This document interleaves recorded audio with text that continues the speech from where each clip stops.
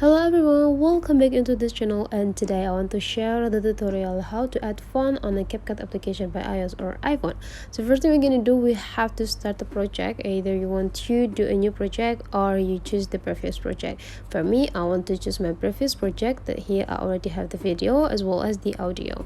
And how to add the font, please go into the text and go into the add text. And now you just need to scrolling down or clicking the font here, and you can just click plus to editing the font. So make sure that before you already downloading a font on your phone, you can download it from a Safari or App Store. But if you want to add more font that provided by Capcut, you can just click this, and you just need to add the other languages here, like say Korean, Indonesian, and let's say a Thai.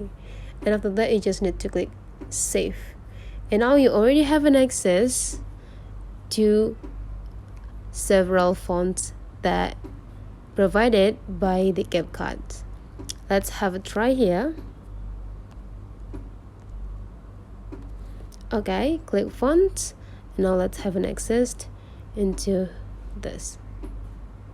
And that's all the way you add a font into the Capcut. If you find out this video is really useful for you, don't forget to subscribe into this channel.